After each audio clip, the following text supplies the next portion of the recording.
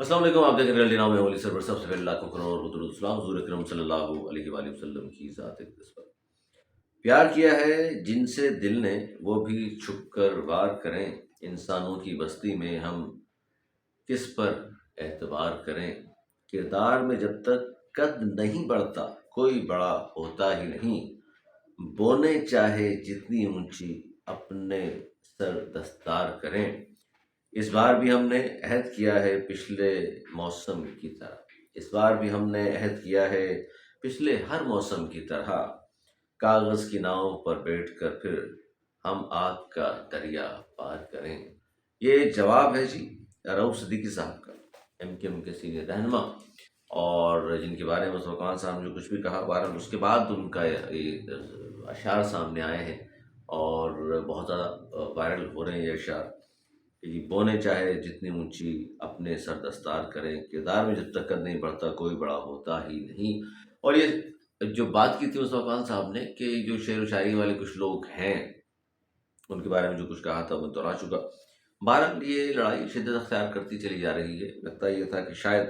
مصطفیٰ کمال صاحب کی جو پریس کانفرنس ہے آہستہ آہستہ یہ سارے لوگ اس سے متفق ہوں گے اور ساتھ کھڑے ہوں گے، کہیں گے جناب بالکل ہمارے سینئر رہنما ہے، انہوں نے جو کچھ کہا ہم ساتھ تھے۔ لیکن پہلے خالد محمود صدیقی صاحب نے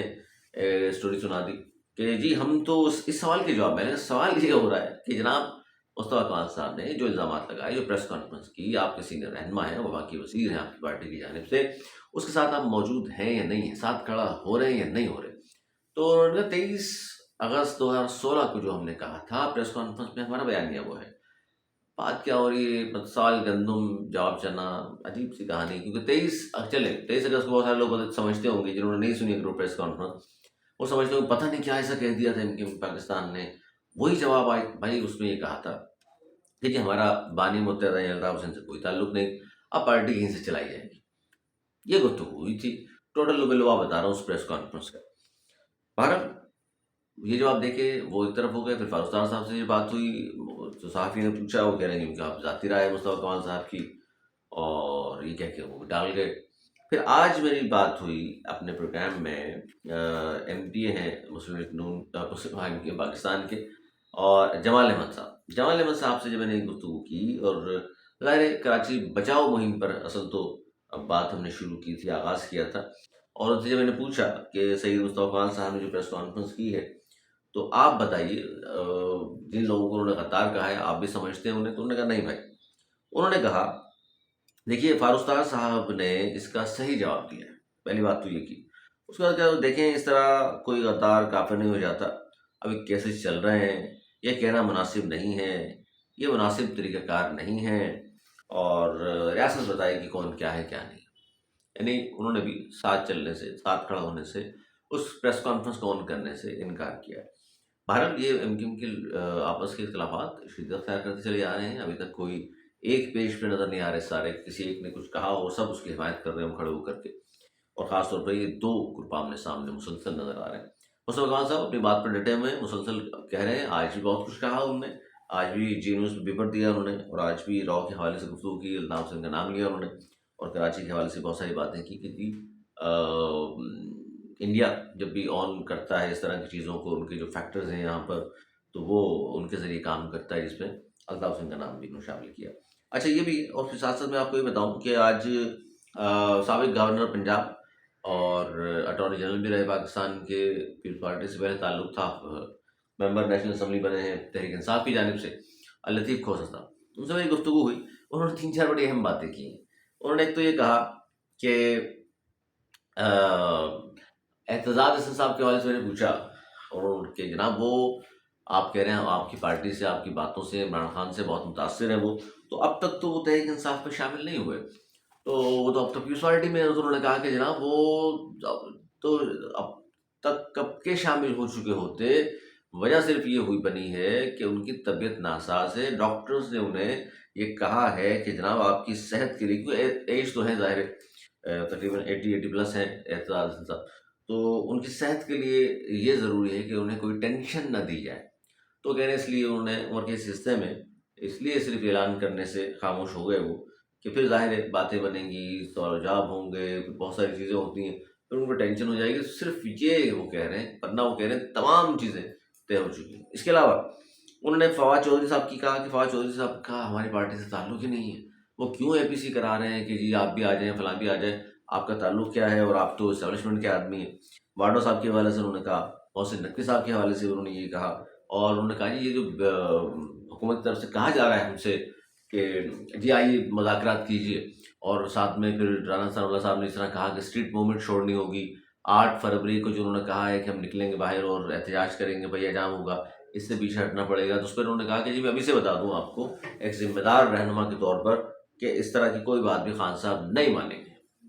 اور کہہ رہے ہیں حکومت پھنسی ہوئی ہے، دیکھیے گا آپ کہ کس طرح کیا ہوتا ہے۔ باہر انہوں نے بڑی تنقید کی اسٹیبلشمنٹ پر بھی، حکومت پر بھی۔ عتیق کوثر صاحب کی میں بات کر رہا ہوں۔ اچھا، ساتھ ساتھ ایک خبر بلکہ میں یاد آ گئی، سیڈ نیوز، کہ پچھلے دنوں ایم کیو ایم انٹرنیشنل کے آفتاب بقائی صاحب مرحوم،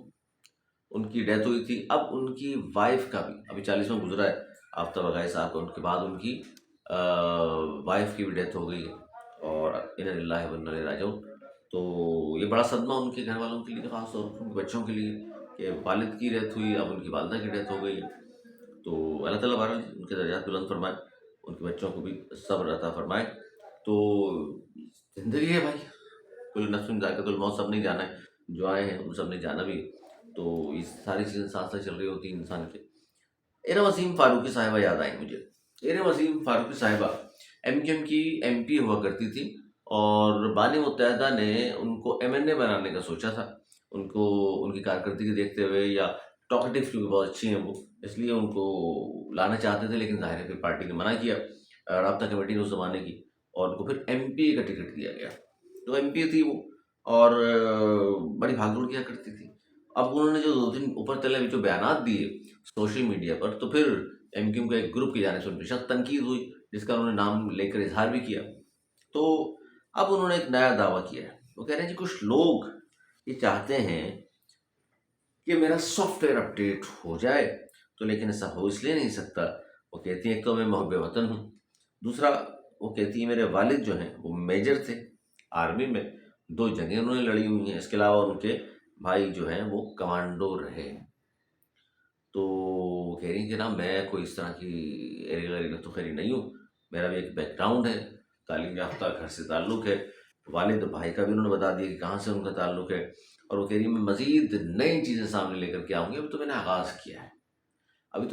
کیا ہے، بتایا آپ کو کہ یہ لوگ کون ہیں، اور وہ خاص طور پر حماد صدیقی صاحب کا ذکر کرتی ہیں، اور پھر بتاتی ہیں کہ عمران فاروق کے حوالے سے کہتی ہیں کہ مجھے جو چیزیں پتہ ہیں میں ساری سامنے لے کر کے آؤں گی۔ بہرحال یہ بھی انہوں نے کہا۔ اور پھر اس طرف دیکھ لیجیے آپ کہ رؤوف صدیقی صاحب سعودی عربیہ میں تھے آخری خبریں آنے تک، اور ان پر جو تنقید ہوئی تھی مصطفیٰ کمال صاحب کی جانب سے، تو اس کا انہوں نے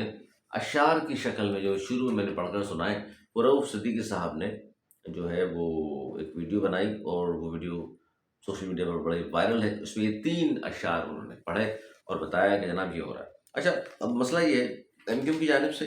ایم کیو ایم کو جو ترقیاتی بجٹ ملا وفاق کی جانب سے، وہ اربوں روپیہ ہے۔ اس کے حوالے سے کہا گیا تھا کہ جی ہم اپنے علاقوں میں ایم این ایز جو ہیں وہ کام کروائیں گے۔ تو ایک ایم این اے جو ہیں ان کی ایم کیو پاکستان کی آسیہ اسحاق صاحبہ، انہوں نے تو کیا کیا کام انہوں نے کرانا ہے، تو پوری لسٹ بنا کر انہوں نے جو ولی جلسہ تھا اس سے پہلے ہی میڈیا کو آگاہ کر دیا تھا، سوشل میڈیا پہ انہوں نے ڈال دی تھی کہ جناب میرے پاس جو پیسہ آئے گا یہ کام میں نے کرنے ہیں، یا شاید شروع کرا دیے۔ باقی جتنے ایم این ایز ہیں ایم کیو پاکستان کے، انہوں نے اب تک بتایا ہی نہیں کہ جناب جو پیسہ آ رہا ہے وہ کہاں گیا ہے، کس جگہ وہ کام کریں گے، کیا ارادے ہیں ان کے، کون سے کام انہوں نے سوچے ہوئے ہیں۔ یہ بھی سوال بہت سارے لوگ کر رہے ہیں کہ جناب وہ پیسہ آیا تو کیا وہ بھائی کون سے پروجیکٹ شروع کیے ہیں آپ نے،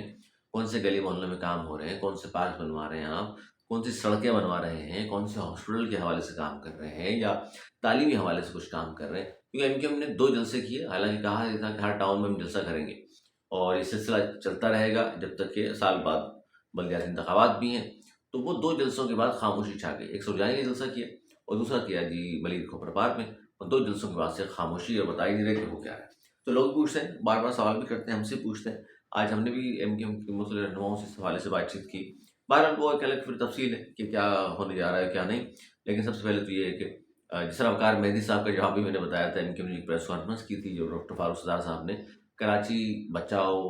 مہم شروع کرنے کی بات کر رہے تھے، تو سب جو لوگ ہیں جن سے ہماری بات ہو رہی ہے وہ کہتے ہیں جی کراچی بچاؤ نہیں، پہلے تو آپ ایم کیو ایم بچاؤ مہم شروع کریں، تحریک شروع کریں۔ آپ کی پارٹی میں دراڑیں ہیں، آپ کی پارٹی میں اختلافات شدت اختیار کر گئے ہیں، ایک مضبوط قیادت سامنے آنی چاہیے تاکہ جو یہ اس طرح کی چیزوں میں فیصلے فوری چاہیے ہوتے ہیں، مضبوط قیادت جو ہے وہ فوری فیصلے کر سکتی ہے۔ تو اس پر بار بار سوال اٹھتا ہے، لیکن ظاہر ہے اب اس وقت جو قیادت میسر ہے پاکستان کو، تو اس پر ان کی اپنی پارٹی کے بہت سارے لوگ ہیں جو کھڑے ہو کر سوال کرتے ہیں۔ لیکن بات پھر وہی ہے کہ اوپر اگر قیادت مضبوط ہو، دلیرانہ فیصلے کرتے ہو، تو پھر نیچے اتنی شور شرابہ نہیں ہوتا جتنا اب ہو رہا ہے۔